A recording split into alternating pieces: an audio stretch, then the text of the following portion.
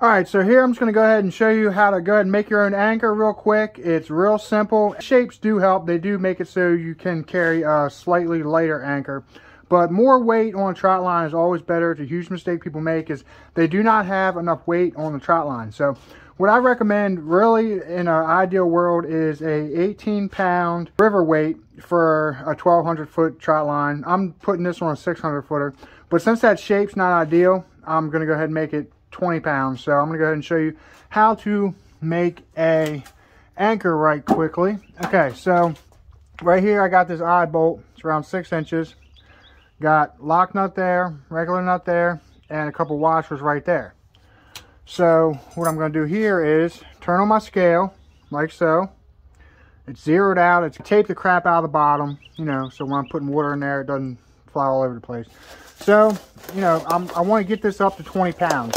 Because when concrete hardens, that much water really doesn't evaporate. Oh, and what I'm using here is a sand / topping mix concrete.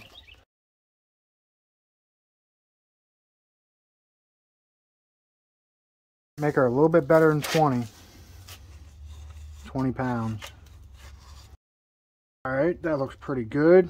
So now what I'm going to do is go ahead and shove this bad boy in here.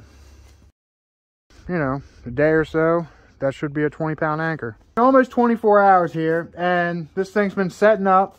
So let's go ahead and weigh her and see if she's around 20. 20 and a half. That's exactly what I was going for. And at this point, I mean, you can just use it just like this if you want. I mean, there's a lot of different ways, different things you can do. What I'm going to do, let's go ahead and open her up so she can dry out nicely. And after it dries out a little bit better, what I'm going to do is probably go ahead and hit it with some spray paint. I mean, you can seal it with concrete sealer. You can plasti dip it. I mean, there's a whole lot of different things you can do to kind of protect it. But you got to wait till it dries out first, so it's still got a little bit more drying to do. All right, so one of the really important things with making a trot line is knowing how to cut the rope correctly. So I mean, there's a lot of ways to do it, but go ahead and heat your knife up real good until she's about red with a blowtorch, nice and hot, and then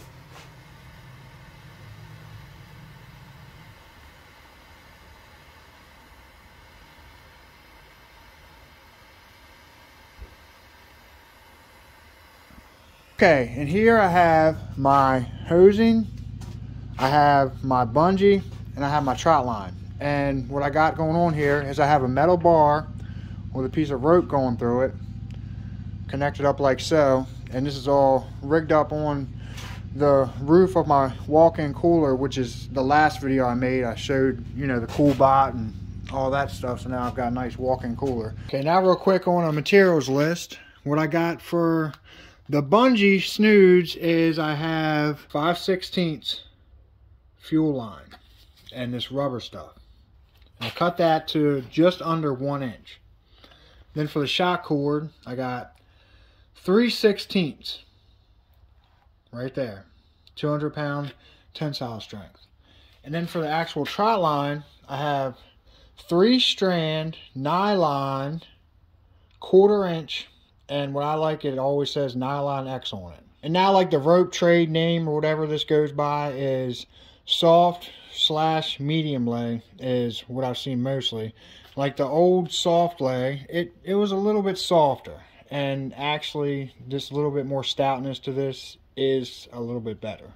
Okay, for my spring clip or swivel eye quick snap, this is what I'm using right here. 3/16 inch by 3 3/4 inch, and you want to get brass or stainless if you can find it. It'll hold up a lot better for you. Okay, now as far as my buoys are concerned, I like 2.5 gallon jugs, and you don't want to get this real thin walled stuff that has stuff in it that's not bad for the environment and stuff, like, you know, kitty litter. This will wear out on you quick. It won't work quite as good. You want something that has something that's bad for the environment inside of it, like 2-cycle outboard oil. It's just, you can feel it. It's thicker. It'll hold up a lot longer for you. Real quick tip here, when you're cutting your fuel line and your bungee cord, a little trick is to make something that'll kind of hold it. You know, so after you do your cut or whatever, it won't like just flop on the ground. Now, as far as chains are concerned, what I got here is trailer safety chains. And what you do here is you go ahead and cut this off, you know, take the hook off, and then you have 33 inches of actual chain, and it's 1/4 inch by 3 foot. Okay, so now what I'm going to do is I'm going to go ahead and actually cut the material and show you exactly how to make a snood. So I've got this tool right here, and I like this kind because I can put a couple of the fuel line things on there instead of just one at a time. So that's why I like to use this kind of hook, but you want a hook that's got to be something along those lines. I'm cutting the bungee to 10.5 inches. So the way I like to do it is I just put it at my line. From there to there, that's 10.5, I know that.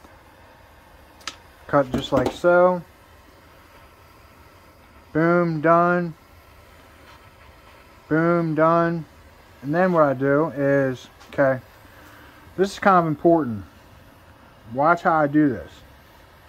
I'm doing it real slow here for you. Okay, I hold it with this finger and this thumb. Put my middle finger right there to kind of keep a little bit of pressure on it. And pull it like that. Same thing with the other side.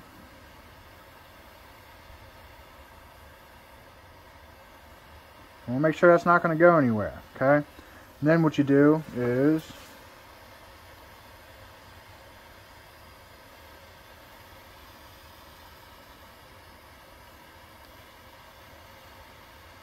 yank that right on through, just like so.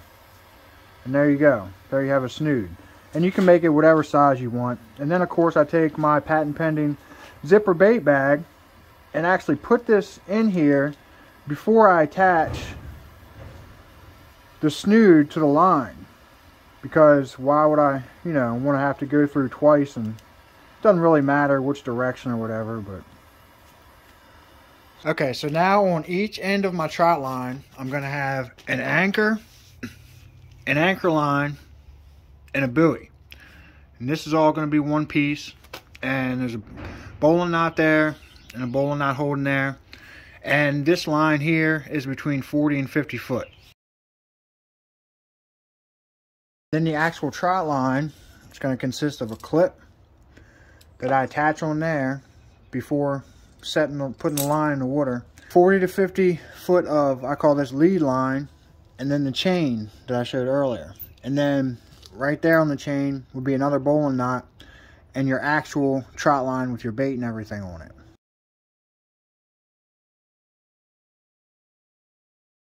Alright, if you're interested in learning more about how I actually put this in the water to catch crabs and actually how to crab and not make a trot line, then check out the website at the top of the page, trotline.com. And for the anchor line and the lead line, everybody uses just regular 1/4 inch, whatever they're using on the trot line. But a lot of people use a little bit thicker rope for their anchor line. And I think it's just for comfort, because you're pulling up a lot of weight into the boat at the end of the day. And it's just more comfortable to have, you know, heavier line. You know, I've never had like an issue with this 1/4 inch breaking or anything like that. So, you know, that's preference. All right, and then for the fuel line here, you know, I got a little bit under 1 inch marked right there. Just kind of take it like so. Put your finger there. Just cut it with a really good pair of scissors.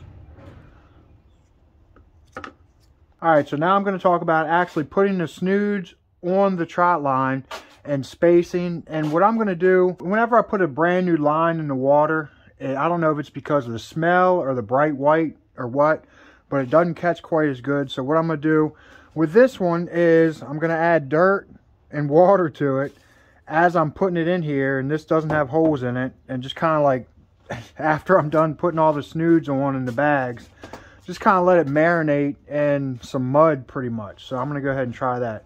So I've got the semi-automatic trotline baiting system So I can put Snoods on pretty freaking quick, you know, with this deal. Like, it's not like some, it'll be a lot easier with this.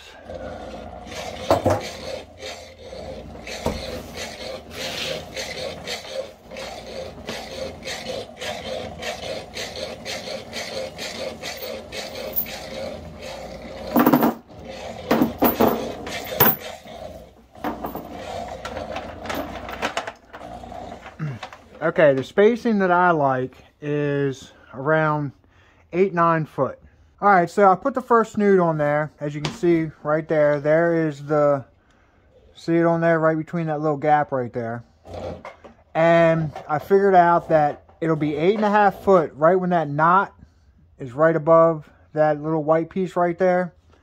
And then I pull this taut and go like that with my hand. That's going to be 8.5 foot. See, I got my black mark right there. So that's where I'm going to be putting my Snoods. And these are Hog Ring Pliers. And these are not what you want to use for these half-inch. These are half-inch stainless steel hog rings. These are not what you want to use. You want to use what I'll show right now. And the big difference with those is for one, these are for like 3/4 inch hog rings. They don't shut all the way. I had to modify them so they'd work for this. I have the right ones on the way. The ones I showed, they close all the way. You know, they're smaller, but I modified these so I can make it work. So I'm going to go ahead and show how I put these on here. There's a lot of different ways to do it, but this is the way that I do it. I just kind of take one strand apart from the other two. This is 3 strand, okay? And then go ahead and grab my snood with the bag already on it. Have the one strand that I pulled apart sticking out just like so.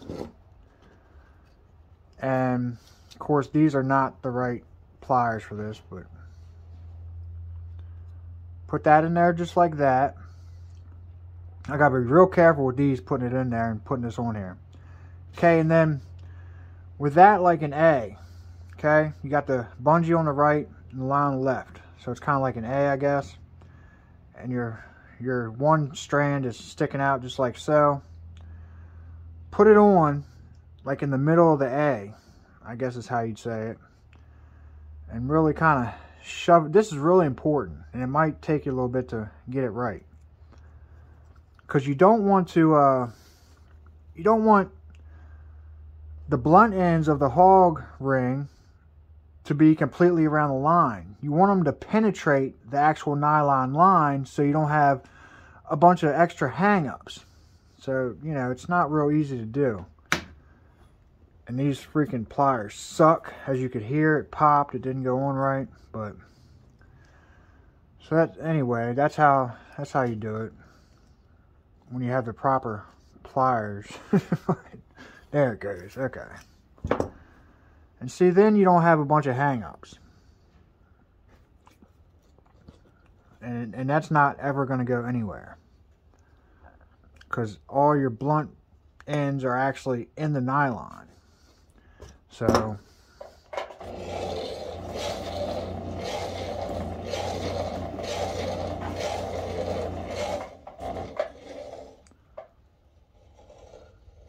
right there.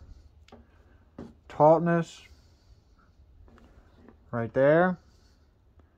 And that's my 8.5 foot. Now I put my next one on.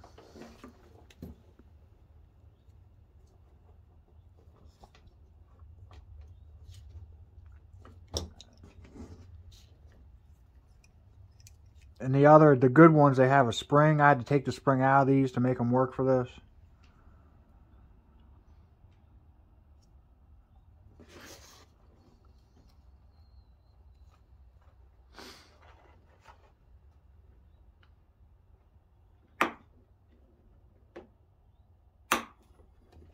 So you're not supposed to hear those pops.